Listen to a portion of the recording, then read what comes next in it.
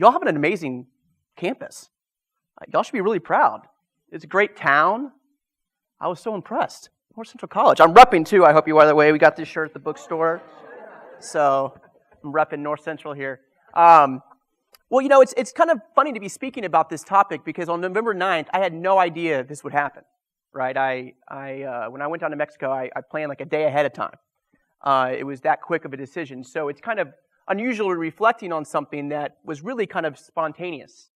And I really want you to think about that tonight. No matter what I say up here about migrants or immigration or the homeless, I want you to think of your life as improvisation, of acts of solidarity.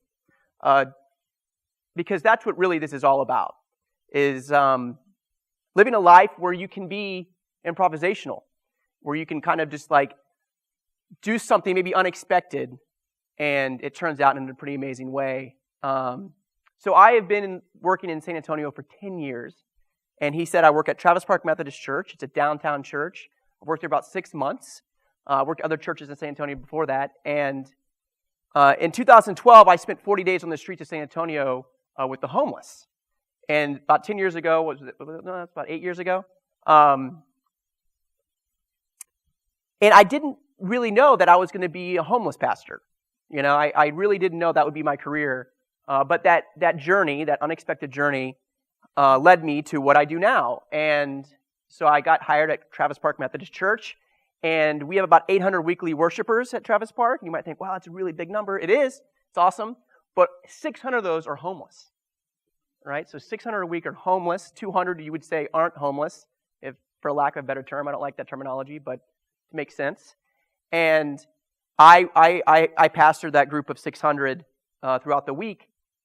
And then we have a worship service on Sunday morning as well that the other pastors help lead, and I lead as well. So when I was working downtown, we're right next to the Greyhound bus station. And there is a group there now. After ICE started dropping people off, ICE is the Border Patrol kind of group, and they started dropping off migrants just randomly in San Antonio about 2 years ago.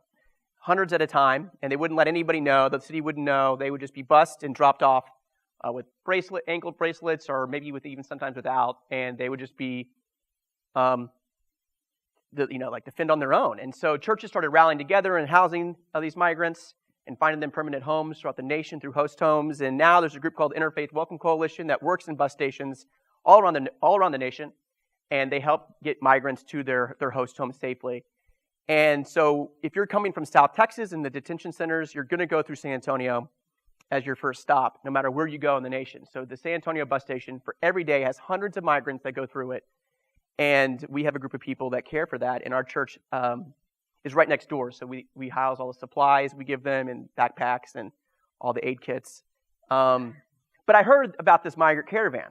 I mean, when did y'all start hearing about it? Maybe like October, right? You started hearing about this migrant caravan that was coming through. And it was different because it was a large group of people traveling all together, mainly from Honduras. And so I decided to fly down there when they got close to Mexico City. I didn't know exactly the timing.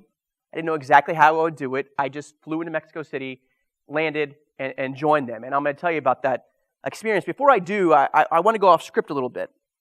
And tell you about a friend of mine named Kevin. So Kevin is my age. He was one of my best high school friends, and he passed away about a month ago. And so I went to the funeral, and I heard this story. And his dad said, first, how do you like the coat, Kevin? How do you like the coat? And I'd never heard this story before, so I was curious what that meant. And his dad said, that's the question we ask him right after we gave him this really nice coat for Christmas. This is before Kevin, my friend, was married and had 3 kids and had a wonderful wife. He was in the Navy and moved to Virginia from San Antonio and was living kind of the single life, but he wanted this really fancy coat for Christmas. And his family finally got enough money. They bought him the coat. They gave it to him for Christmas. He went out after the holidays to the bars, and he came home the next day, and his family said, how do you like the coat? How did it work out? And he said, it worked out great. And they're like, where's the coat? He said, I don't have it anymore. And they're like, what are you talking about? You had it for 24 hours. That was a really expensive coat. He says, well, I don't have it anymore. Did they lose it? And they were getting frustrated. And he said, no. I really want to talk about it, but I was leaving the bar really late at night. And I was walking down the street. It was really cold. And I gave the coat to a homeless guy. And his parents just got really frustrated. They said, well, why that coat? You can give him any other coat. That was the one we gave you. He was special. And he said, well, it was the coat I was wearing. I didn't have another coat. That's the one I was wearing, so I gave it to him. And that was the story that the father told about Kevin. And I just came off this migrant caravan and had to fly to my friend's funeral, and it kind of hit me. It stuck with me. And I want you to stick that in the back of your mind, this coat, for a second.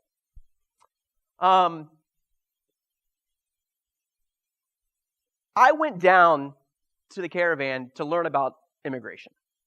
And that's probably why I did it, because I really wanted to learn and better help the Interfaith Welcome Coalition to better understand migration. But the real reason I went down there is I'm a Christian pastor, and I believe in my faith we are called to love migrants because we worship a God that, if you believe in the Christian scriptures, was a migrant, was an immigrant in a foreign land. You know, we just celebrated Christmas and Epiphany, and you have to remember that as a Christian. And all people of faith really cannot wiggle out of this one much. If you're Jewish, Moses and Abraham were both migrants. Muhammad was a migrant. The Dalai Lama still today is a migrant. So people of faith have a hard time wiggling out of caring for immigrants. And so therefore, I really wanted, it was kind of a Christian mission more than just a political one. I didn't really think about politics when I was down there, believe it or not, even though it was a very political situation. So I'm going to tell you a little bit about my journey, and then I'm going to tell you 6 things I learned, and then we'll open it up for questions. Is that great? So there is the Mexico City shelter. I flew down there on Friday, November 9th, and I got there about 6 p.m., and I didn't know where the group was. I knew they were coming from southern Mexico. I knew they were getting close to Mexico City. I knew a few of them already arrived in Mexico City, but I had no idea where. And I found a few friends in Mexico City, and they said they probably are in this soccer stadium that's turned into a shelter. It'd be kind of like you see like a hurricane shelter. Well, you don't see hurricanes here, do you? I guess we do in San Antonio. So they're like big tents, and they're big areas, and they have cots everywhere. It'd be kind of like you see right there, people inside of a tent, sleeping in cots and in mats. And the people I was with said, actually, I think the group is still there. I don't think they have left. So that night, around 9 p.m. now, we drove to the shelter, the stadium, and that's the tents. There's about 6,000 people in these tents. I didn't take all the photos because it was kind of weird taking photos, so I only took the ones I could ask permission for. And we went in the stadium, and there were people in tents and in sleeping bags. They're all over the place in this stadium. And that is a man named Emerson. It's the very first person I met. That's one of my old roommates. She's a professor. She's a biologist in Mexico City now. And she was interviewing him about his life. And he is holding a blue umbrella. Now, he was holding a blue umbrella because he's been carrying this blue umbrella the entire journey. Right? The entire journey he has been with this blue umbrella. And we were kind of curious, like, why a blue umbrella? It doesn't rain that often. And he said that he is traveling with this blue umbrella now, and he holds it on his journeys because his brother was traveling on the caravan with him. And his brother was killed during the caravan, not through a car accident, right? Like he got hit by a car. And he said, I'm carrying this umbrella all the way to my dream. That's what he said. So this blue umbrella is going to stick with me because this was my brother's, and I'm carrying it all the way until that my dream is realized. That was the very first person I met when we walked into this shelter. And he was very open about his life. He talks about how his sons have been kidnapped, and he doesn't know where his sons are, that he failed to pay off the right people in his town, and therefore, because he failed to pay the right people,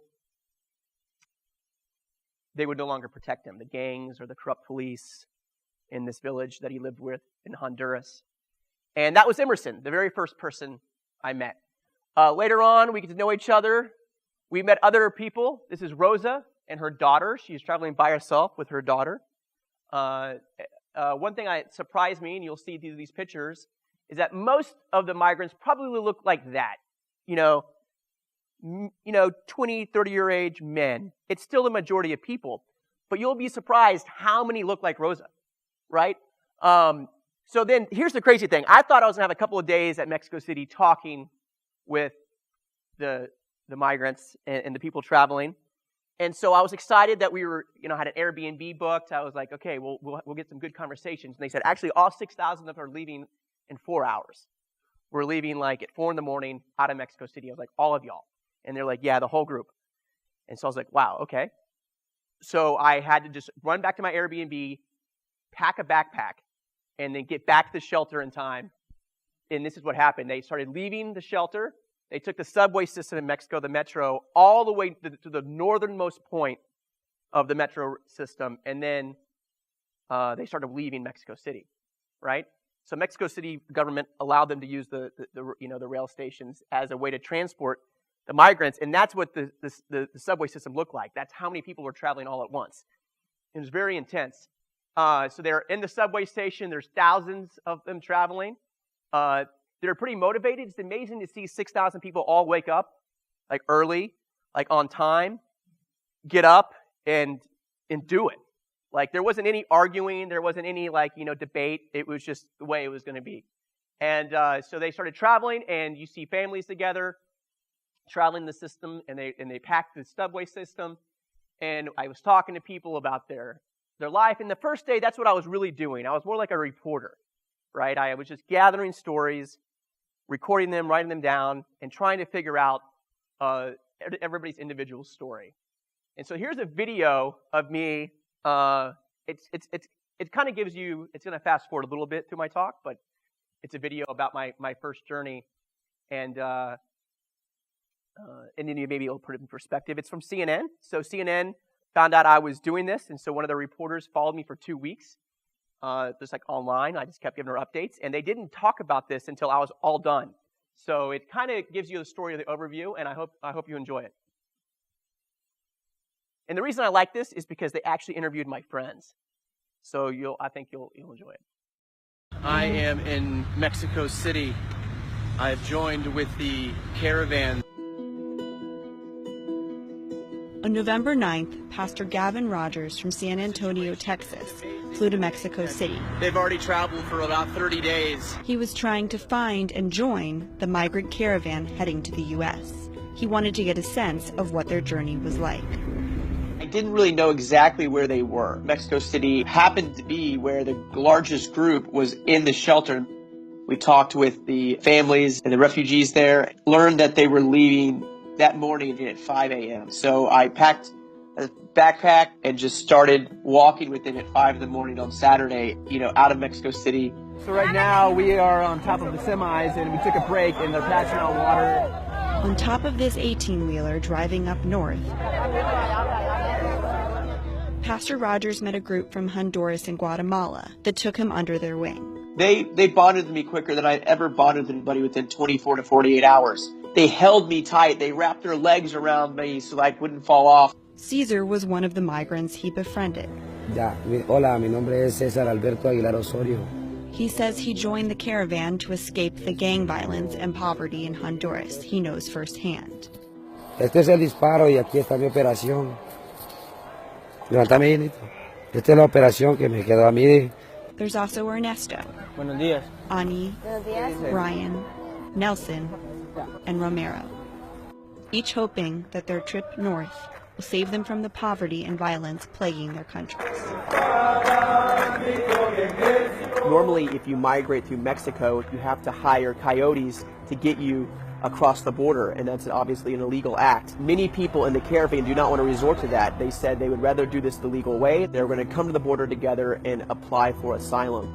Pastor Rogers returned to San Antonio after traveling with the caravan for 5 days, but he reconnected with the group in Tijuana. Around this table, we have friends from Honduras, Guatemala, and Nicaragua.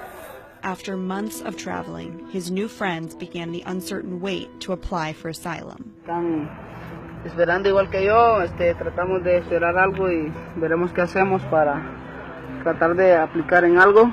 Me gustaría, sí, esperar el tiempo que sea para estar legalmente allá. para darle lo mejor a mi hijo. Si 1 año, 2 años, lo que sea necesario. Nosotros ya nos apuntamos para entregarnos legalmente. Somos la lista 1547 y estamos esperando desde que nos llamen, pues. But as the days wore on, it became clearer that the wait to apply may be a long one. People are getting more and more anxious about what's really going to happen. They are trying to figure out how to move forward. With an unclear future ahead for many asylum seekers, Pastor Rogers has worked to find a more stable situation for the group to wait to apply. We're in a meeting right now. They're eating breakfast. These are my friends. Hello. Through connections in the U.S., Pastor Rogers was able to put them in touch with a local priest who has found them a place to stay outside of Tijuana. Estamos todos ya.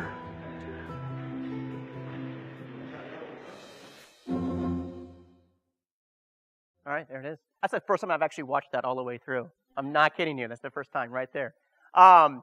So I told you the first 24 hours interviewing people. Then the second day, we started walking more. This actually might be the first day still. But see that family there in the stroller? Can you imagine? They've been traveling all the way from Honduras, and this is Mexico City, right? If you just think about that distance and where that stroller has been, right? They actually had pictures of people repairing strollers. Like they had like crews repairing strollers. It was like like pit stops, and they would repair strollers. And that's how many children and women were traveling on the caravan. It was still a high number. And it's just really fascinating to see families that have that much spirit right there, right?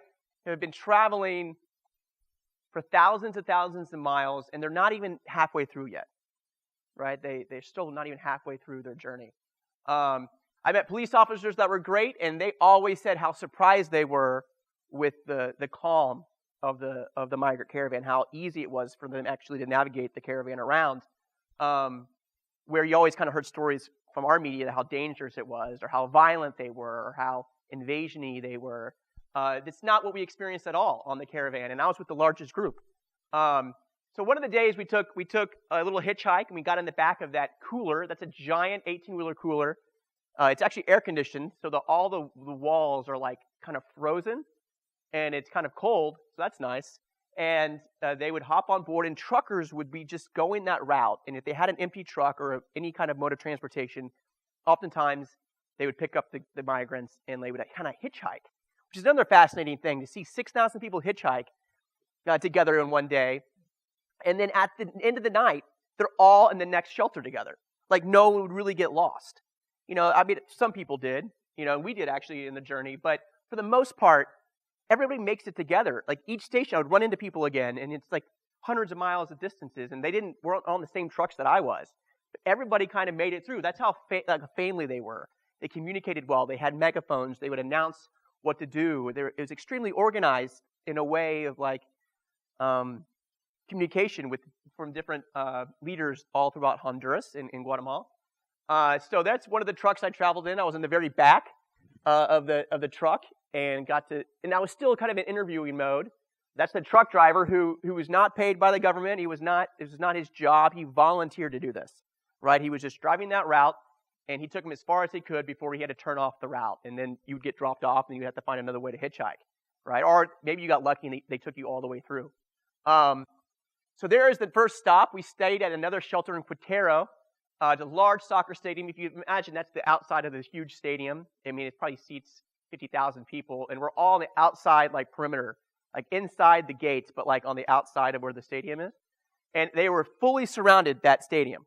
Like you could walk around that stadium, you'd see that many people just lined up around that entire stadium, and people would be in their tents, the same ones they traveled with for thousands of miles. And then the next day, we woke up early, 4 a.m. again, and left the town again, and we started walking. So you walk for a while until you get to a place where maybe trucks can pick you up. So we were at a toll station there. We were taking the tollway, like walking the tollway. So we got to the toll station. That was a good place to stop and wait for trucks to come by. But this day, I guess, was a bad day. Like not a lot of trucks were stopping. So people were getting frustrated. Like, do we just continue walking? What do we do? So the crowd was kind of getting uneasy. They were getting impatient. There wasn't many, obviously, a lot of water or food available. And so people were hot. And so they were just kind of waiting. And then all of a sudden, this truck shows up, right? It's an 18-wheeler, a flatbed with steel beams on it. So you can't really see the steel beams, but that's what's really making up the whole like base of that flatbed. There's like, and it's a double length 18-wheeler. So I don't even know what that is even called, right? A 36-wheeler or something. And the thing pulls up, and at first it's not one of those trucks where you can just get in. I was like, no one's going to get on top of this thing. It's not. I was wrong. Everybody did. And they started climbing on board, and the driver said, "Okay, we'll make it work." So these people were on top of the steel, in between the ropes, inside like the windshield. People were inside that thing. And so I had a split decision. I could either jump on this thing or let it pass. And at first I was going to let it pass. I was like, another truck will come. But I thought, no, I'm doing it. So I climb up on it. I started talking to people. I don't speak Spanish, by the way. That's a problem.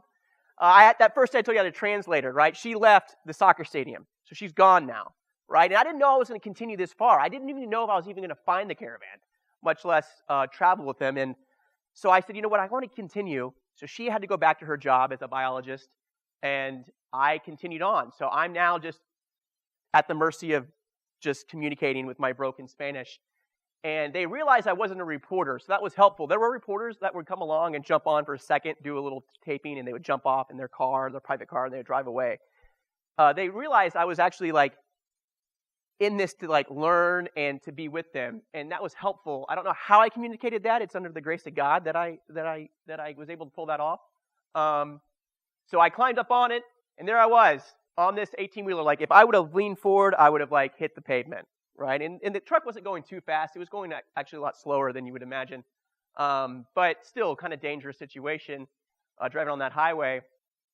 And so I started getting to know people. And the people around me, that's the first person I got to meet. She's not in this photo. She's actually right behind me. I think that's a gray shirt right behind me. Her name was Angie, and she was from Honduras. And she kind of started asking me questions. We started talking, and we got to the next shelter quite early, right? So we wouldn't have normally made it that quick, but this truck was like a direct route to the next station. And we got there at 1 p.m., 2 p.m. maybe. And so I got off, and all the families with children got off, and they're ready to go to the shelter and rest and take showers and do what they needed to do. There was health clinics usually at those things. And so, you know, if you had families, you weren't as eager to move as quickly because you had kids with you. But mainly this truck was full of young adults. And so they were not excited to get off. They wanted to continue, right? So I get off, and I start walking down the hill to where the shelter was down the hill. And they started screaming my name, my friends, like Gavino. My name is Gavin, but they call me Gavino. And they told me to get back on, and that the truck is not actually they're not getting off. I was like, what do you mean you're not getting off? They're like, well, we convinced the truck driver to continue. So come on. And I was like, where's the next shelter? And they said Guadalajara, which is quite a ways away. And I was like, in my head, I knew in my head, I knew that truck was driving slow and that we would not make it to Guadalajara by sundown. I just knew it. But they said, no, it's only 2 hours away, which would be true if you're in a car driving 70 miles an hour. We're in this truck driving like 30. I just was like, okay, I'm on. So I can't say no to people changing my name. So I get back on. It's even more crowded because people from other trucks that were told to get off were like, oh, this truck's continuing on. So people started getting on and more and more. And so that's when I met a man named Nelson, and you saw him in the video. He's somewhere in that group. And I was in a different place, and I was so on the edge that Nelson, this is the first time I meet the man, right? Like, he's sitting on the edge of this 18-wheeler, and the only place to sit is like right here, right? So I sit down, and he puts his legs around me. First time I meet the guy. I've never even said hello to him. And he was like, hi. And I was like, hello. Very awkward way to meet somebody. You do get to know somebody quite quickly. If you want to speed up how you get to know somebody, I highly recommend it. And so that's how I met Nelson, and we traveled with each other. There's Angie in the back right there. She's holding in for her hand. And I learned at this moment that most of the people that were all around that area in that truck, and the ones you could tell they were a group of friends. They knew each other. They knew each other through the travels, and some of them knew each other from back home. But they kind of ganged up. They were friends, and they were from Chulateca, Honduras. And I've been waiting for that name to pop up, because every time I was asking somebody where they're from, they would say they're from Tegucigalpa, or they're from San Pedro Sula, or they're from Copan or places, and they never said Choluteca, and I was always bummed because Choluteca was the first place I ever went on a mission trip when I was in junior high school after Hurricane Mitch hit the country in 1998, I believe, 96 or 98. And so they said, we're from Choluteca, Honduras, which is a small town. And I was like, oh my gosh, I've been there. And so I told them, so I called my mom, all right? By the way, the cell service in Mexico is awesome. Like you can, like I don't think I could get service in here. Like in Mexico, I'm in the middle of nowhere, and you could like FaceTime people. Like it was quite amazing. And so I called my mom, and she sent photos of the trip while I was on this truck, and I showed them, and that's me when I was in junior high, high school age, in Choluteca, Honduras, holding kids after this hurricane hit. And I was thinking, oh my gosh, some of them actually wouldn't even, some of those travelers wouldn't even been born yet. But it made it real to me that these people that were served in Choluteca, Honduras, most of the entire town is wiped out, and they had to rebuild everybody's home, were serviced by mission trips, right? A lot of people on the journey would ask me, hey, do you know Pastor Eric? He lives in Chicago.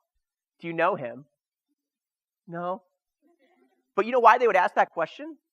Because they met Pastor Eric, and they met these pastors on these mission trips, and a lot of them had actually changed their faith from Catholics to evangelical-ish like Christianity because of all the mission trips that came to their country and said, we love you, we care for you. So now they're asking where these pastors are. And I have to sit there and respond. Like, yeah, I don't know if they're going to be here. Right? And it was that was a haunting moment to realize that many people were so influenced by American Christianity, but yet what was the Christian response in America really going to be like for them when they reached the border? And I really couldn't obviously explain that in Spanish. I did over time, but they still trusted me. And so we got right before sunset. We did not make it. We were only like probably 30 minutes down the road in real time. And the driver said, I can't go any further. You're going to have to get off. So all like 200, 300 of us on that truck got off, and we're at a gas station on the side of the road, middle of nowhere. And this is what I was thinking. See, I knew this was going to happen. Like my American mind was like, what am I getting myself into? But they did not care. They were like, cool. They started putting up their tents. They started putting up like their bags, and they were like, this is our next stop. We'll make it work. Right? And they would share. Right? There's videos of them giving me food. I had nothing. I had no water. I had no food. So if they got cans of tuna through an aid agency, or they got bananas, or they had other ways of getting food, they would share, and they would make me eat. Right? Even if I was like, no, eat. They would like, no, please eat. They were like very family oriented. They treated me, like it says in Leviticus, and like your native born. Right? So I was ironically the native, or a stranger in the native land, right? And they were welcoming me into their family that was traveling. There's Nelson. That's the guy that wrapped his legs around me right there in the hat.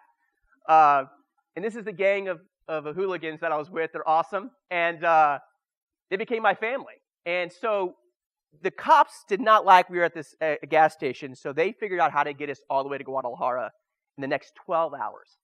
Right? The next 12 hours, we traveled by back a truck. Right? There we are. It's getting sundown. It gets dark. We were in a dump truck there. Like, if you stood up, you couldn't even see over that dump truck. We were crammed in this dump truck.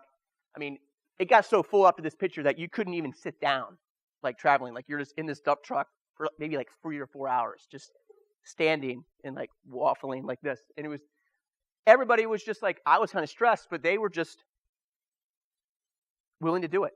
And every time we had to change from, like, a truck to a dump truck that's when we finally got to Guadalajara. But it was kind of like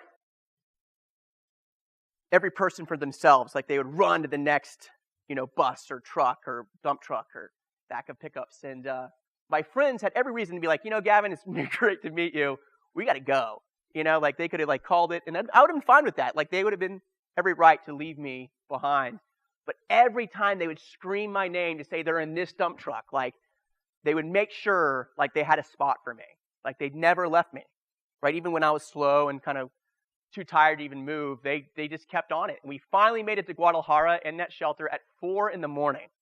So 12 hours after we got dropped off in that station. I told you it only took 2 hours by car. So imagine like how many transfers we had to make to get it. But we finally got to that next shelter in Guadalajara, but we got there now a day earlier than the rest of the caravan that I was traveling with. We had a day to hang out. So we toured around Guadalajara. I got to interview them each through a friend that was translating on FaceTime. And we got to hear all of their stories. And you saw some of that on the CNN video, and you'll see one at the end. And that's how we got to know each other. We teamed up. We got somebody in my church donated shoes. So we bought all of them shoes. And they took a picture of that. And then I went back to Mexico City to fly out when they continued on to Guadalajara. From Guadalajara, they went to Tepec next and a few other cities. And I thought, okay, well, I'm going to come back in Thanksgiving and join y'all back for the remainder of your trip. So I went back to Mexico City. I went back to that same shelter that was 6,000 people. Now it was only about 500 people there. It was kind of the slower end of the caravan that was still in Mexico City. And that was the last family I saw before I left. They were all asleep together. That's a family. There's a mother in the middle, a child, like 4 children, and a father at the end. And they were all perfectly asleep. And I just took this photo. I probably shouldn't have. But it was one that I just really wanted to remember, right? And I left. And I went back to San Antonio. And I thought, okay, in about a week, which had been Thanksgiving-ish time, week and a half, right? I'll join them again, and we'll make it all the way to Tijuana or getting close as we can. And they called me, and they said, we're in Tijuana. I thought, how? How are you getting like you weren't even halfway there when you're on the halfway point when I left you. Should have taken you still another month or 2 weeks, depending on how well you're doing. And they said, well, the government got frustrated and they bussed everybody in our group straight to Tijuana from Tepec. So they got there within like 2 or 3 days, right? Just straight on a bus. They said they didn't even stop. They just kept going all the way to Tijuana. And that's when you were picking up on that. There was a lot of chaos in Tijuana happening. Because all of a sudden, 6,000 migrants are there way sooner than anybody was expecting, right? So they arrived in Tijuana, and they were in this baseball field, and it was crazy. It was not nearly as organized. It was not like any stop along the way, right? It was not like a hurricane shelter in the sense of where there's any service being provided. There were no doctors. There was very few resources there. They were just kind of stranded at the border. That is the border wall in San Diego. So there's Tijuana on this side. There's the wall. You can see it at the back.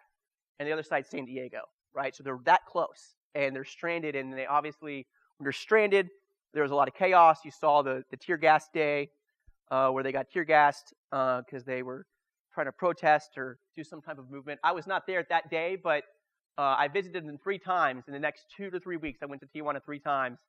And we got to hang out and try to figure out what to do. And as the holidays kind of passed, more agencies started jumping on board, and things got better. They moved the shelter to what we would have seen in Guadalajara, where they had doctors and hospitals all set up. So they finally got situated. But in the meantime, before all of those resources were available, I met Father Jesse, he's down there, kind of squatting there. He's a Catholic priest. I happened to get his name before I went to Tijuana. They said, if anything happens, we know a priest down there that went to seminary in San Antonio, and so some people knew him. So I called him up randomly after 2 days of struggling and said, hey, where's your church? And he said, we're about 45 minutes away from Tijuana, on the outskirts of Tijuana. But we run a youth center there. We'll take your friends.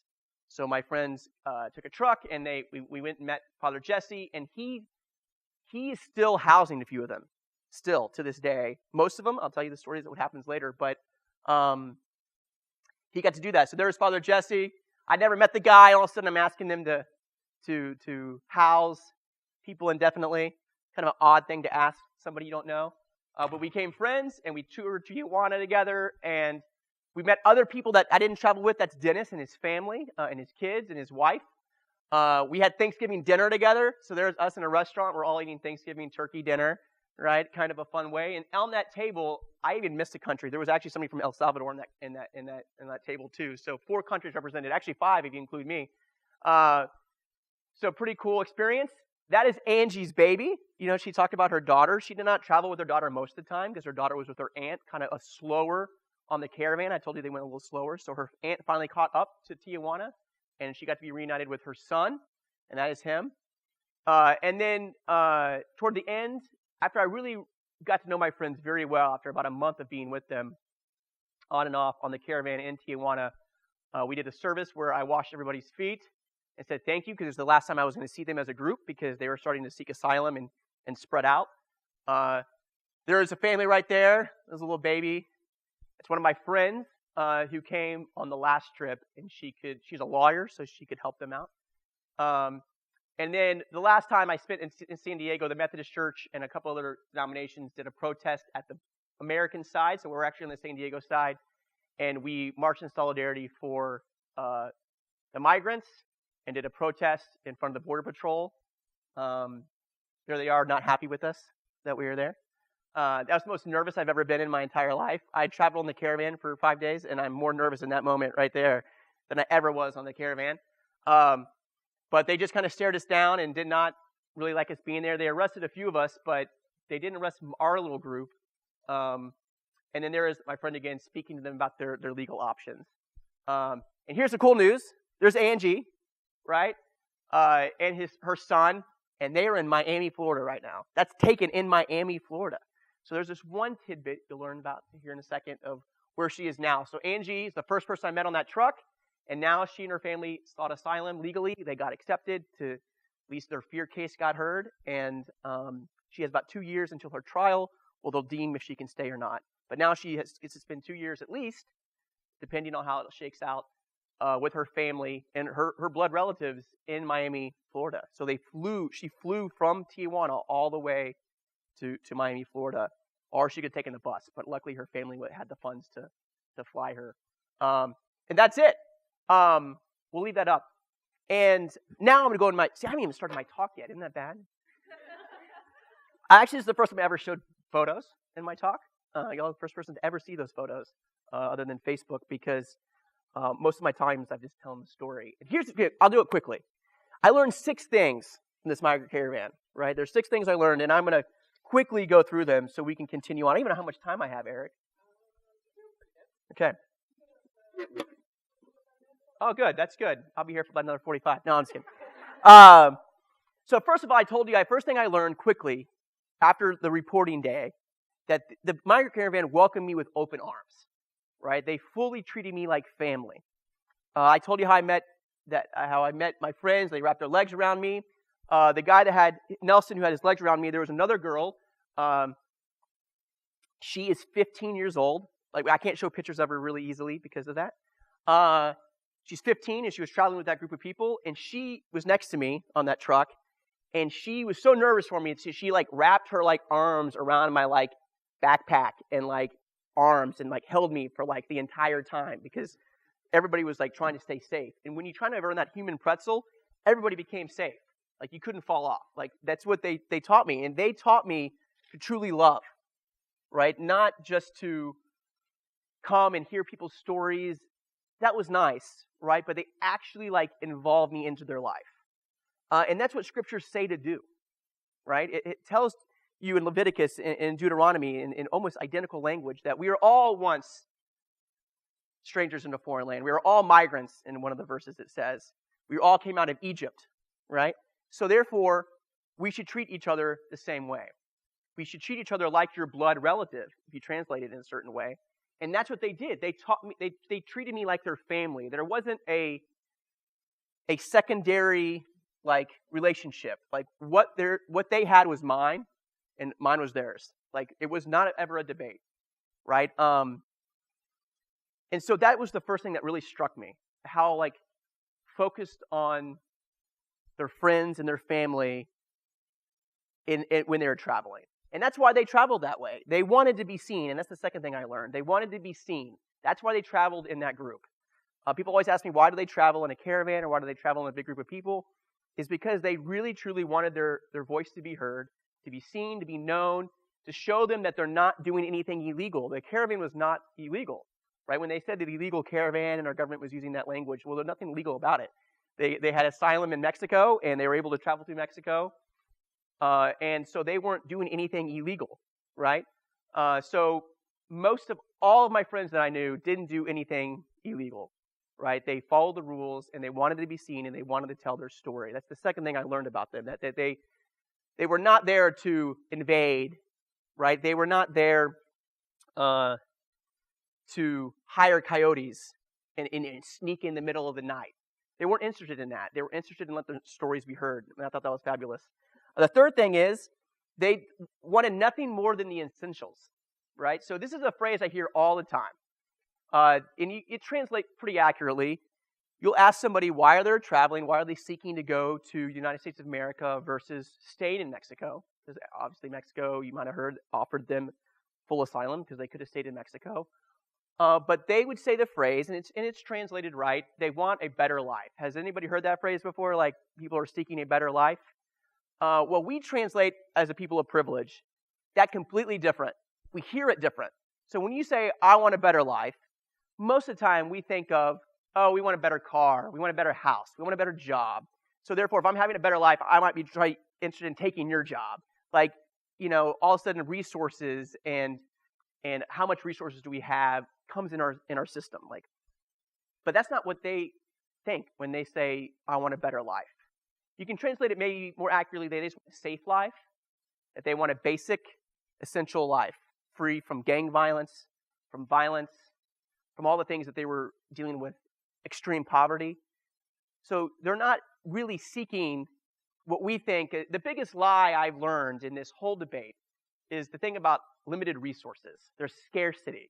There's some type of scarcity. It's the biggest lie our nation has produced, that there's some type of limited resources. And I know people can debate that, but I really don't see the debate.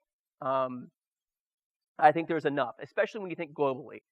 This is not an American problem. The response of immigration, a Christian response, a faith-based response to immigration, doesn't change based on what country you live in. So there's not a different Christian response if you're a Christian in Japan or Germany or Honduras or Mexico or Canada or America or any country I can name out, like Antarctica. Live in Antarctica, your Christian scriptures don't change, right? And that's the one thing that I've really been challenged with, because I'll tell you one of my points here is the third one is they want more than they don't want more than the essentials. So they're seeking a better life, but they don't think of it the way we translate it or interpret that phrase in their head. So the fourth thing I learned is that their struggle did not end when they got to the border. It just began, right? Honestly, traveling through Mexico was the easiest part of the journey. Getting to Tijuana and the realization of what our government was doing kind of hit them stronger than they even realized. They heard about Trump, they knew about language of Trump, but they did not really understand how much animosity they would face at the border. I think it was so surprising to them because all they knew about Americans are who? What did I say earlier? The missionaries, the people. I mean, they thought for sure they would find the right people to love on them the way they were loved on all the VBSs and puppet shows, and who knows what happened down there, right? And so that's the fourth thing I learned, is that they really had to really kind of reevaluate how they are seen and how they're going to tell that story. And it took them a while. It took about a month to figure all that stuff out. I can say more about that in the question and answer because I want to get to that. The fifth thing I learned is that the migrants taught me empathy, right? And they can teach all of us empathy. I don't know who you are. I don't know your political background. I don't know your faith background even. But I know that if you would have been on this caravan, no matter where you stand on this issue, that your heart would have been changed. That you would have met people who share the same values you do, that might actually share surprisingly more conservative values than we do. Political values might be different. It wasn't like they were all the same. Honestly, I was surprised by some of their viewpoints. But that really wasn't the focus, right? The focus was on migration and immigration. And the way they taught me how to love was absolutely amazing. And I really think that a lot of people misunderstand immigrants because they just fail to get to know them. And I learned this when I work with the homeless. People talk about the homeless, migrants, any kind of a group that's kind of put in a stereotype. Most of the time we misunderstand them because we fail to really get to know them. And that's the last thing. They taught me that. They got to know me before I got to know them, which is fascinating. And the last thing I learned, and this is one we'll spend some time on here, is I was extremely disappointed in the Christian response when I got home. So I did this journey. I knew it would be controversial. I did not know how controversial it would get. So when I was on the journey, you can look at it. I won't show you anything because it's crazy. Different news agencies would interview me and my friends about the journey. And there's one called churchleaders.com. Has anybody heard of this website? Okay, it's like a Christian. I'd never heard of it before. All of a sudden, they wrote a whole story about me based on my Facebook posts. So all the quotes they used were just like my Facebook videos. And so all of a sudden, this thing blew up. And all of a sudden, on my phone, I had 1,000 notifications on my phone. And I was like, what the heck's going on? And this church leaders thing, I guess it's a big deal in Christianity because everybody saw it.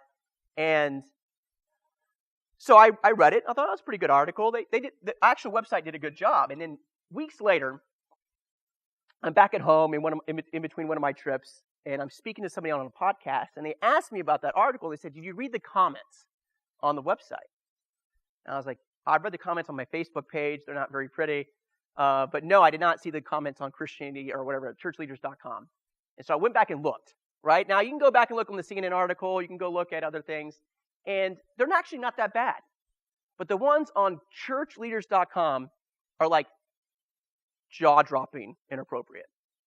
Like the way Christians, especially Christians that followed maybe their political leanings more than their faith, responded to this issue was so twisted and mean toward the people in the caravan and all migrants. I mean, I can't even repeat the stuff that was on the stuff. Like, it's like vulgar language. And these are churchleaders.com. Like, these are people. This website only goes to people who are, like, signed up for the blog. So I would imagine it's mainly pastors and lay leaders or whatnot. And I started realizing the depths of it when somebody from San Antonio got really upset. They wrote my church a threatening email that they wanted to arrest me for treason or something. And this lady contacted me, and I saw that I was friends with her on Facebook. So I was like, okay. So I looked at our message feed, and I realized she was a member of my church like 4 churches back. So I'm not going to tell you which church it is. But she was very upset, and she's a member of the Christian Chamber of Commerce. I'll give that. She's a member of the Christian Chamber of Commerce, and she was very upset with me about this. And she started really going after it. And so one of the arguments that I thought was entertaining, and I'll share with you, is she said, Gavin, in the Bible, does it say, thou shalt not steal? Right? And I said, yes, it does say that. It's one of the commandments. And she said, yes, so if somebody steals your coat, are you supposed to give it to them? They're stealing. These migrants are stealing. Well, it was very odd. Actually, I thought she was joking at that point because, that question was asked in Scripture. Directly, the same question. I Googled her question. I just copied and pasted it, put it in Google, and it was so close to the Scripture, that Scripture popped up. It's the question that Jesus is asked. They talk about the same thing, about stealing. And he says, if somebody steals your coat, what are you supposed to do? And there's different versions of it in the Gospels, but basically the answer is you give it to them. And you give them your tunic as well, and do not sue them. That's what Jesus says. So what do I do? What do you think my response was to this woman online? I learned to stop doing it because it doesn't help. But what do you think I did? I gave her the Bible verse. I just copied and pasted the actual Bible. And she lost her mind. Like, I had to delete the post because it was so bad. Which is weird because she was so upset about the Bible, using the Bible to justify the situation. And then when she asked a question that was directly asked to Jesus, like directly, I mean, she couldn't get more accurate than that. And I just gave her the response. She thought for some reason we were twisting the Scriptures around and using it to our advantage. And I was like, ma'am, I just gave you the answer that Jesus gave. And that was give him the coat. Which brings me back to my friend, and that's what hit me at that funeral, right?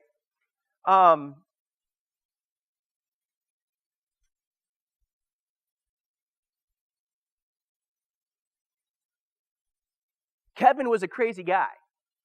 He was one that was full of energy. He was the craziest out of 10 of my best friends. He was in theater. He was an actor. He failed at that, so he went into the Navy. But he was a guy that was just the way we were supposed to be. And all around us, I don't know what it's like in Chicago, outside Chicago, but I promise you there are people around you, whether they're homeless or they're actual migrants. There are people around us that need to be treated fairly, with a common humanity, with empathy and love, regardless of politics, regardless of all the stuff that goes around it. And it's simple as that. You can go volunteer at the bus stations. You can go volunteer at shelters. You can go volunteer at many places and do really good work. But if you can't do any of that, you don't have time, you're busy, you know what you can do? You can give your coat. You can start there. And that's what Kevin reminded me of, right? Kevin reminded me of the simple acts of love. And so did the people on the caravan. Angie, Nelson, Romero, Brian, Damaris, think of Ernesto, all the guys and girls that treated me. They were never afraid to give me a coat. If I was cold, they would give me one. If I needed a blanket in a shelter and I didn't have that, they would make sure I got a blanket. They were not concerned about their items and their possessions. Everything was kind of everyone's. And that's what I learned the most. I know that's simple. It's not mind-blowing, not too deep. But I think it is, because we so struggle with that. Obviously, many people in our faith struggle with the idea of actually living that way, that Jesus said. It bothered her to hear, give her the coat. It made her so upset to hear just the words of Jesus.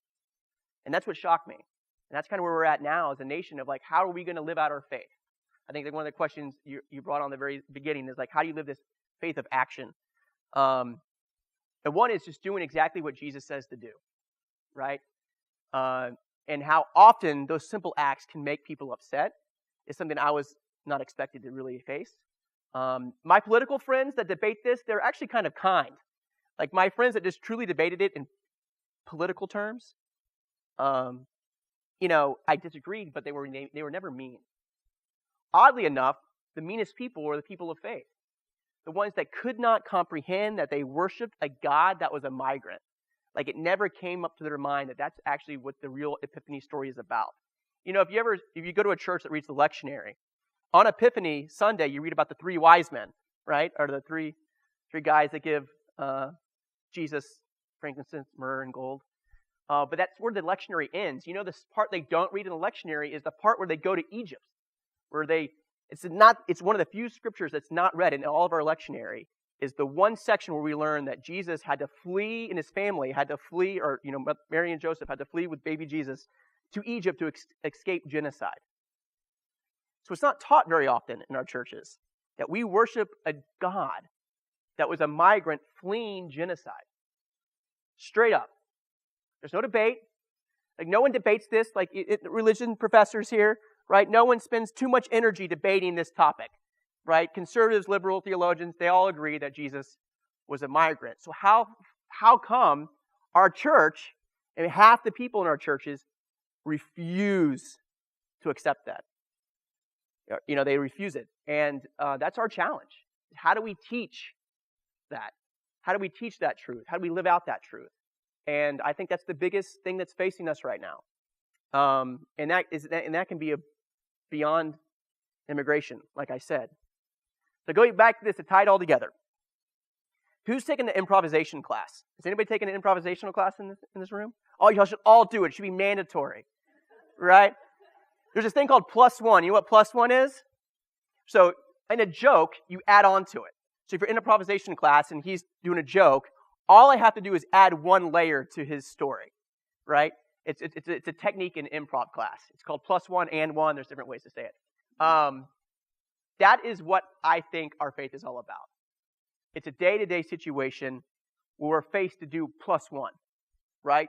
You don't have to think deep into it, right? I didn't have any idea where this journey was going to take me. I had no idea I'd meet a girl, and now she's in Florida with her baby, and now we text all the time through Facebook, and she shows me pictures. I had no idea that was going to happen. All I did was +1. every decision was just like, okay, I'm going to get back on the truck, right? I'm going to get on that truck. I'm going to get on that, and I just continue to be with them. There wasn't any type of plan. And I think that's the best way to start as Christians, is to be like improvisation class. Live your life with an and one or a plus one. You don't have to think too deep into it. You just think about, how do I add to this one relationship at this moment? And that's my talk.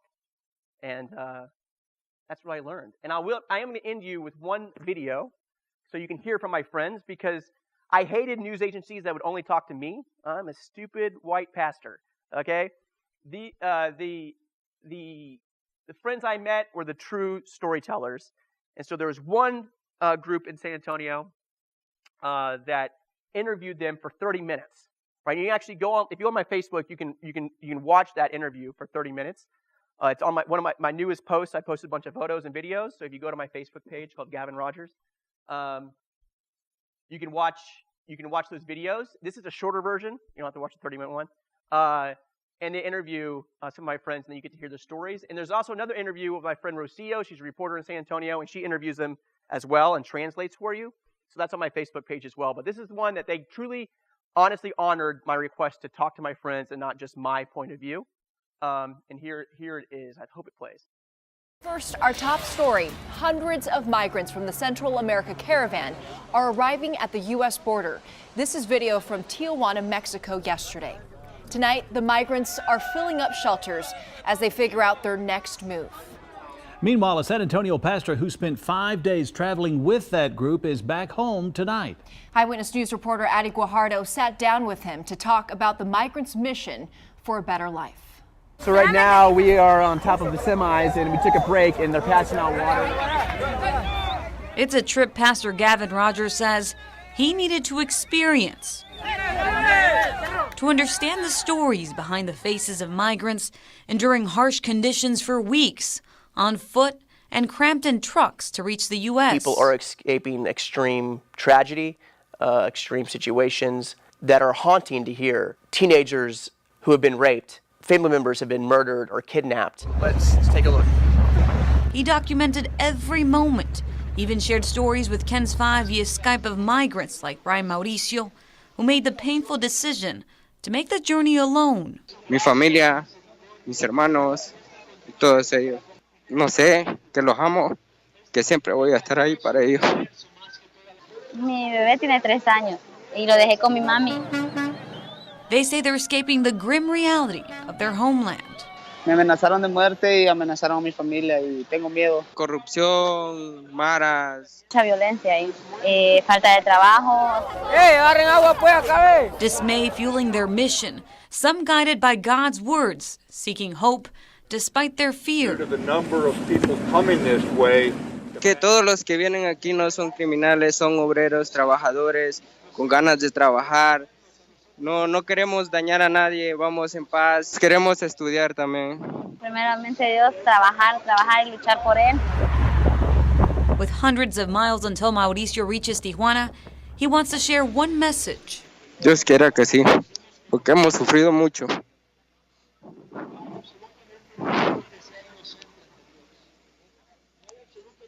Stories that moved Pastor Rogers, and he hopes will spark compassion in a divided country. You could experience and get to know the people who are walking this caravan. It would completely change your heart and most likely your mind. Adi Guajardo, Ken's 5, Eyewitness News. Eyewitness News. All right. But there's my friends. You got to hear their voices. That's what I loved about that interview, is because you got to hear Brian emotionally talk about his family. So that's what I'll end with, because it's their words. So now it's question and answer, and other people are going to come up and do this. Let's show appreciation. No, show appreciation to them. Clap for my friends. They're the heroes. I wish they could be here. They should give them the talk on nothing. So. Well, thank you so much. Yeah. We're coming at this from a lot of different perspectives, and I know folks are here from the community and from the college, and we probably have a lot of great questions to go along with that. And so if anybody wants to start us off and get started from wherever it is. We also have folks who are here from our Latinx Students Association, and I know if we have folks who want to kind of talk about what that daily looks like, that they're glad to come up too. So I didn't talk about that knowing you were going to be here, so I want her to speak. So we'll to introduce Cynthia Ramos, who is here and is the president of LSA here at North Central. And so if you want to follow up about kind of what that looks like in a lived community here in North Central, we can do that too. So does anybody have a question that they would like to start us off with tonight? I'm a member of... We're going to do that so we can record it. I'm a member of Our Savior's Lutheran Church in Naperville, and we are one of a couple churches in Naperville that are collecting items to be trucked for asylum seekers. Mm-hmm. It's going to El Paso and Brownsville. Mm-hmm. And this was originally scheduled in January, and the truck will come in early March. My question is about logistics of, who's in El Paso, who's in Brownsville? Have they all been shipped back to Tijuana? I mean, I think since this was started, Trump has ordered that everybody must stay in Mexico. So were the people here sent back? Were the people I can explain some of that. Here's the funny thing. I didn't tell you this. This is actually one of the funniest parts of my talk. When I flew to Mexico City, do you know where I thought they were going? Just guess. Where? I thought they were coming to the border of Texas. That's where Trump sent his, army, right? And this is the first time I said Trump in any talk, by the way, so y'all are special. I tried to avoid it because I really don't want to be about that. But I was on that truck, maybe the first truck, and I was like, oh no, like that's not where I work or live. So I had to call my boss and be like, I might be late. So he was like, all right, that's fine. And so I trust me, I did not want to fly to Tijuana 3 times. I'd rather have driven 2 hours to the border of Texas. So yes, you've heard that Trump has stopped or really slowed down people who are seeking asylum, and that is true. Luckily in Tijuana, it was actually going quicker. California was a little kinder. So out of my 20 friends that I got to meet, 15 have already made it through. So they've legally sought asylum. 4, Brian is one of them. They stayed back at that Catholic church. They're kind of holding back. They got a job at the Catholic church as a construction site, so they're getting paid. And so they're waiting to see how it shakes out for them. And then 2 of the people decided, if I have the math right, went back to Honduras, right? For other reasons. And so think about it. That's a pretty good, I can't take my group as a statistic, but 15 out of the 20 have gone through, and they went through a lot quicker than I even imagined.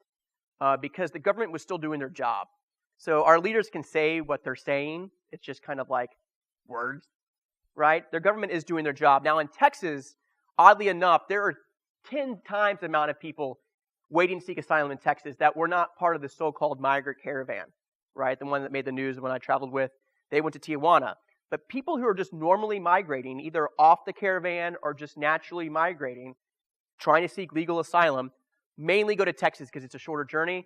And so, yes, there are thousands and thousands and thousands on the Texas border. I think in Tijuana right now there's only a few hundred left from that original caravan. Now, there might be more coming in, but Texas definitely does have like the lion's share of people seeking asylum. And it's been kind of odd to miss that. Like, people ask me about Texas, and I don't know much about it because I spent all my time in Tijuana. And so my other friends that have been doing great work, a pastor named John Garland, who does great work in the Mennonite Church in San Antonio, he's really committed to that Texas border. And yes, it is slower, but the logistics of getting stuff down there shouldn't be too hard. There's great organizations that cross the border with all the supplies, and they get it to the shelters on both the Mexico side and the detention centers on the United States side. So I hope I answered some of your question, but if I didn't, follow through.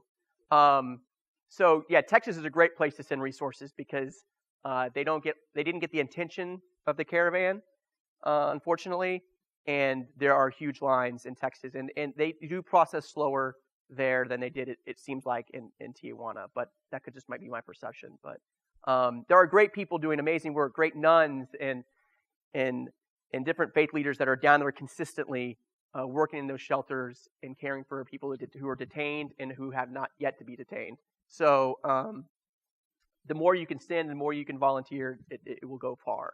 So, like I said, I was there to say, as a Christian, this is how our Christian view of migration should look like, right? I'm not trying to tell a country what to do. Hopefully, we're telling Christians how to respond, regardless of what country you live in. So I think that they can't unbound, they can't untwine their political views and their faith views. And unfortunately, it gets them stuck. And it can get, all of us fall to that, right? All of us can be guilty of that. So there are inconsistent things in my life. Like, why I stopped and deleted that post with that woman is because I had to realize that, you know what? One, we're not going to conclude anything. It got very weird. But then I realized, you know what? She in my life could probably call me out as well.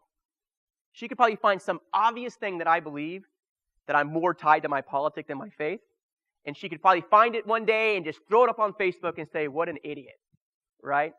I think we all do that, but in this situation, I think the people of faith who are misguided are again, tied to their politics. But we're all guilty of that, so unfortunately, it's just a really bad timing.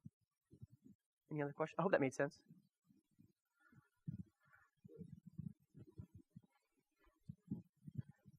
Well, the care for the stranger is such, well, both from a Jewish tradition and certainly from Jesus' tradition. I mean, it's so basic to the Bible story.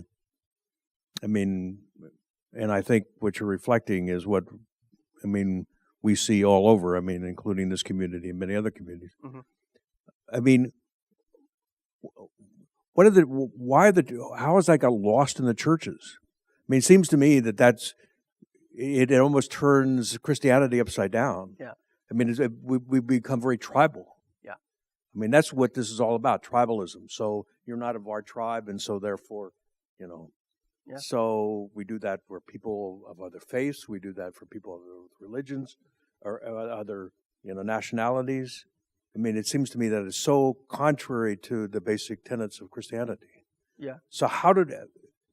I mean, it seems to me that basically what has happened is, yes, I mean, I think our religion has become very political and is now being used.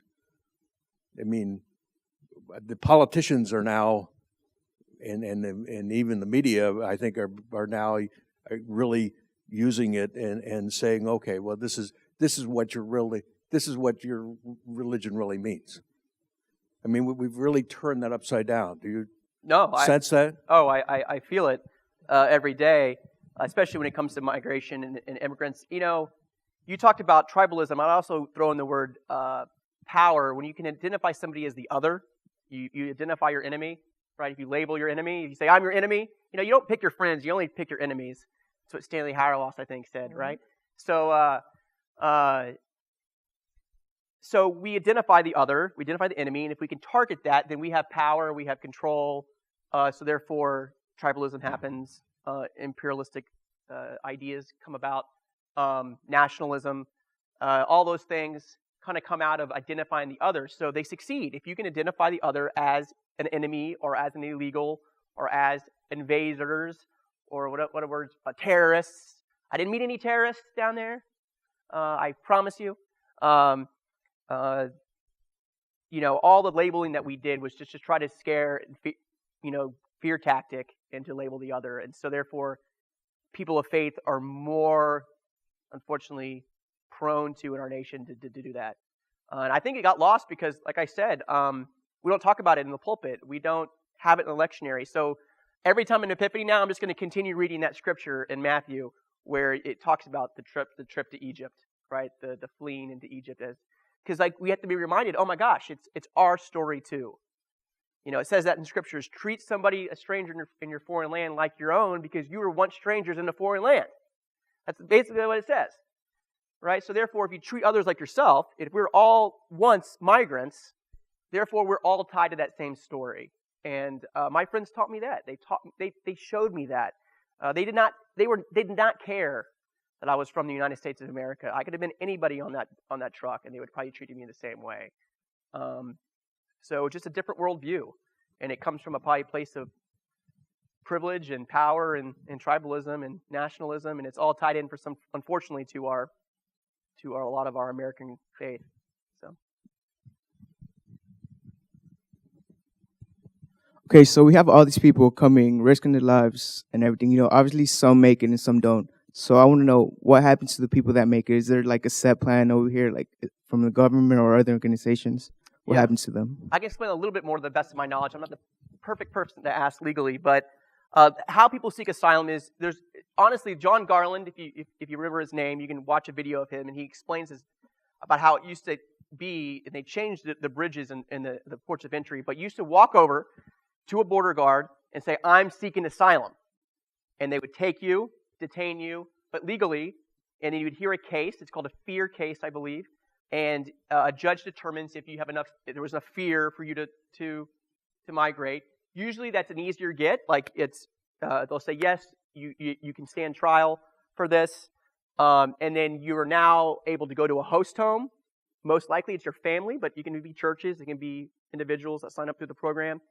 And they go and for about a year or two, depending on how when their trial is, they get to live in the United States of America, just like anybody else.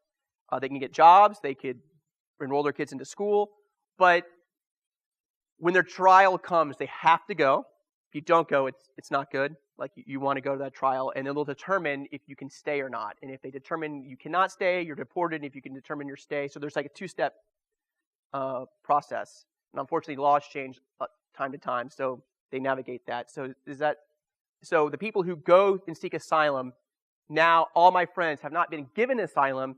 They just given asylum to wait till they are like their final verdict. And unfortunately, that's the tough case.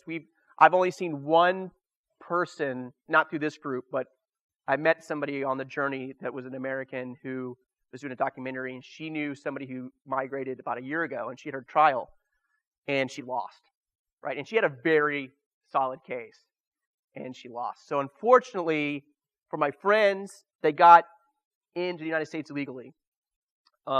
In 2 years to a year, even sometimes 3, when their trial comes, it depends what judge you get, where you get it, and all those type of things. But that's the truth, is in 2 years we'll find out if asylum is easily given or not given.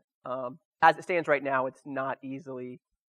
So mainly, some people know that they probably just have 2 years, so they'll make the best of the 2 years. I mean, that's some of my friends even admit that. They'll say, if I lose, I still have 2 years in the United States to help my family or whatnot. So it's a reality that we can't comprehend. But for some of those who decided to stay, they stayed in Mexico. Like I said, my friends decided, some of them, to stay, and 2 of them decided to go back to their country after just seeking legal counsel and learning about all their options. They just decided to go back. And unfortunately, there's incentives for that. There are organizations on the border that are somehow funded to get people back. So they try to convince you to go back, and they'll pay for it. So you have a vulnerable person who's really nervous, who doesn't really know what the deal is, and you offer them a sweet ride back home, an airline ticket, and they say, okay, I'll do that. So 2 of my friends, I begged them not to, but they decided to do that. So, yeah. So does that answer your question? Because I can talk about it more. And trust me, there are other people in this room that know those laws probably better than me, so I don't want to speak over anybody. So if anybody has any thoughts about that. Yeah, and even in that, once you get started in the asylum process, it can actually be multiple hearings. It could be.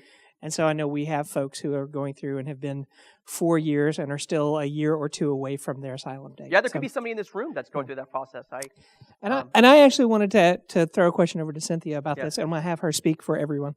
So thanks for that.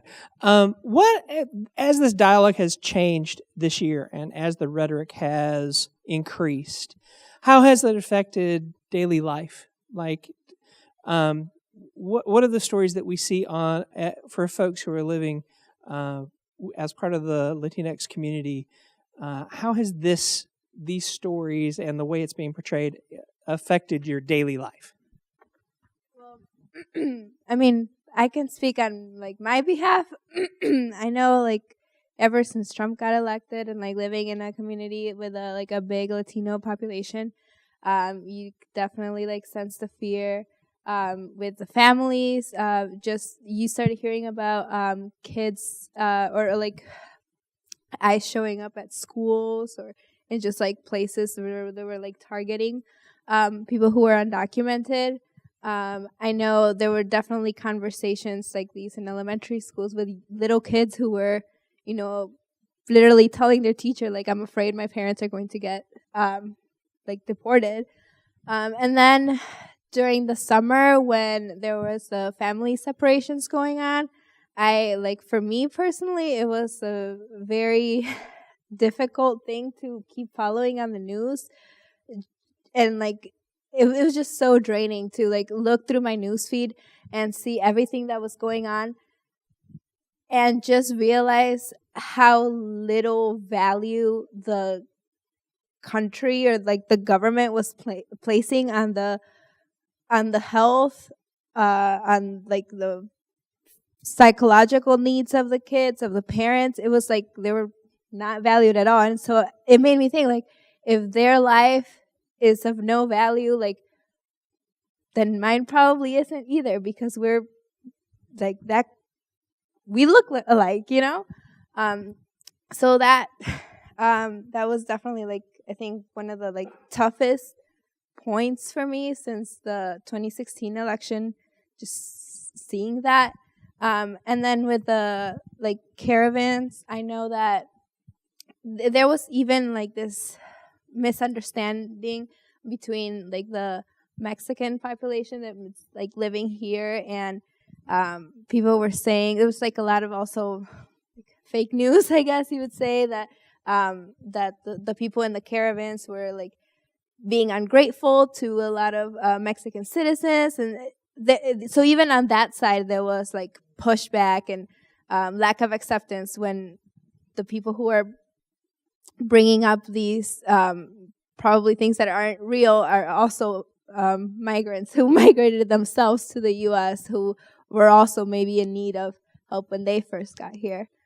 And then now with like the recent like developments of like the national emergency and everything, that's even more of a I mean, I don't think it's a shock anymore, but it's still like one more thing that's added. And I mean, since 2016, this like conversation has been pushed so much forward, and unfortunately not for not in a good direction.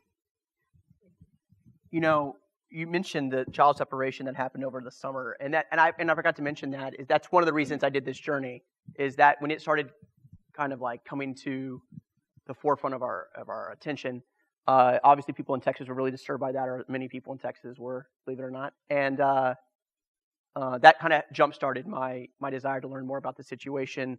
I will tell you about the violence that people kind of portrayed against the caravan is when I was actually on the caravan. I was actually on the truck when I received this text message or a Facebook post or something, and it was a lady, another woman that was from one of my churches back in the day, and she sent me a photo of these bloody police officers and said, "This is what the people you're traveling with are doing. It's how, like, this is wrong. You're just supporting that.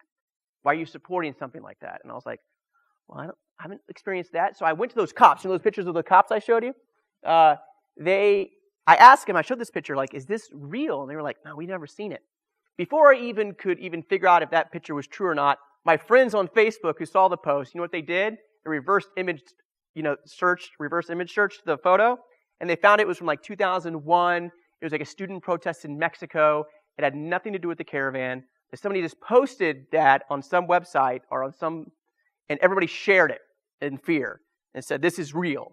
So when I told her and we proved to her that this was a fake image, she actually responded like, "That doesn't matter to me. It's still happening." And that was her response. And so that's frightening, right? Because people even know now it's not true, but it still gets their point across. And that scared me, because I thought for sure she was going to say, "Oh, sorry, okay, whatever." Like, still maybe say she disagrees with the caravan, but like kind of admit that she posted something wrong. No, like she was fully like, it's still on her page. Like, so that was disturbing. That's another thing I was disappointed in, you know. So We are coming up on the end of our time. I want to take one more question because I saw that somebody had it asked. Yeah. But I'll be nice. I'll take two if they have nice. Okay. Well, and I did want to say that after we're done here, we've got coffee and tea, and if you want to hang out and continue conversations, feel free to do that for a little while. We will want to wrap it up too long before the folks upstairs. They are student workers, so they do need to go back and do their lives. But we do want to take these last couple. This is actually really quick. In addition to sending supplies down, which we're doing through our church, great. Where might we donate money to help the migrants live on either side of the border, or to help with legal aid? Because I've read that one of the issues is that not many migrants have legal help and they can't even understand the language. So yeah, so like one of my one of the gentlemen that you did not get to see because he was underage too. There's two people actually all the kids were underage, the babies, but the teenagers that were underage, one of them, his name's Christian, and he's actually in Houston, Texas right now. So I just found out like 2 days ago he's in Houston, Texas. He got transferred to a minor detention center in a group called JFON, to the Methodist Church, Justice for Our Neighbors, I think is what it means. Groups like RAICIS, there's People Without Borders. There's a bunch of organizations that you can give money to that goes directly to legal aid or working with people to seek asylum. So I would continue doing that. And also there's stuff locally, believe it or not. I guarantee you can find an organization, I don't know what it looks like in Chicago, but you can probably find organizations that are working with migrants through the bus stations who are in transit that are coming. There are people I know who had Chicago on their ticket at the San Antonio bus station. So they went through the detention centers in Brownsville, McAllen, they went to San Antonio to transfer, and they are somehow getting and trying to navigate that, on a bus, on the Greyhound bus station, through bad weather, through delays. So there's great people all around the nation that work in bus stations to help, direct and to give aid to those who are traveling during that process. So I would imagine not many people are going further than Chicago, but I guarantee you there's organizations here working with migrants now. There's a group of churches that are sanctuary churches that mainly house documented workers. Unfortunately, they don't house a lot of undocumented people. There are a few churches that are bold enough to do undocumented people altogether. And when I say documented people, documented people are the ones that seek asylum. They're documented, right? They're legally through. Or at least for temporarily. So you can find those churches, and if you just Google like sanctuary churches, there'll be a list of them, and hopefully maybe there are a few in Chicago. So. Yeah, and there is actually both JFON, Justice for Our Neighbors, works nationally, and there are regional chapters. And I know the regional one here in Chicago works, and that is specifically for legal aid for people who are going through the process. And so, yeah, thank you for that. Yeah. Okay. So we actually hooked up Christian, the minor, with a lawyer from JFON in Tyler, Texas, which is in East Texas, but they took on his case, and they're trying to figure out how to get him appropriately into the right situation. So yeah, and one of the reasons that's big in Chicago is one of the immigration courts is here in Chicago, and so a lot of folks stay here because when their date comes, they have to be there. Yeah. So great. Any other last question? I'll give one more if anybody has one. Yes. Oh, I did? Yeah. You still can. You want to ask it anyways? No, it's okay. I can answer it differently. Maybe I'll just give you a different answer. Okay. Sure. Yeah. So we're all sitting here, and I've never really dove into this into what's actually happening on the other side. I'm just tracking the politics of what's happening on this side, and so hearing all of this, it turns my stomach upside down to hear that what's actually happening is the exact opposite of what we're being told. So what do we do? And I kind of said you answered it because you talked about the places that we can donate and the places that we can help out. But is there anything else that we can do? There's a different answer to that. I say you continue to speak truth. You tell stories, right? You go online and you find other stories. There's other people who are down there that you can go and hear interviews. And there's a long interview I told you that Kins 5 did. The short one I played at the end. They play the unedited version. So if you speak Spanish, you can listen to that 30-minute video and just take pieces of it. You can edit it. You have permission. It's on YouTube. It's on Facebook. And you can hear their 30-minute answer to that. You heard bits and pieces. But tell those stories. Tell the truth. That's going to go farther than probably donations. I mean, I'm not knocking the donations, right? But the speaking truth to this situation is more than important than ever. So get out there to your churches. Make your pastors speak on it. Get them activated. Don't let them be timid or fearful to speak about this issue because it's a Christian response. It's a faith-based response. No matter what faith you are, we tried to even like list off the ones, and all of the faith leaders were migrants. Like every one of the ones that people worship, you know? And so I really think that just speaking truth, like telling people stories that are real, you don't have to lie, you don't have to exaggerate. It's just the straight up truth. And when I was down there, I'm telling you, it was nothing like, people were so afraid, like, you're in danger. I was extremely safe, weirdly enough. Like, I probably have been in sketchier situations in San Antonio than I was in parts of all of that caravan, because it was such based on the idea of family. So just continue to tell the truth and learn people's stories. And when you go and volunteer, take the story of the person you talk with and tell that story. You know, that's the truth behind it. So we're going to give Cynthia the last word. Yeah, here. I love that. I just had something really quick to add about the speaking truth. I think it's very powerful, and I think part of it is also learning more about maybe what's even causing such destruction and violence in these countries. And I know, like, I don't know as much as I wish I did, but a lot of the conflict that is going on is because of U.S. involvement in previous decades in these countries. So I think also educating yourself about why this is going on, why the United States interfered, and realizing that in part of it, it is our responsibility to help them after, you know, we caused part of it, or if not most of it. Amen. That is the best answer. So, thank you. Thanks. Thank you, Gavin. Thank you, everyone. We're so glad to have you here.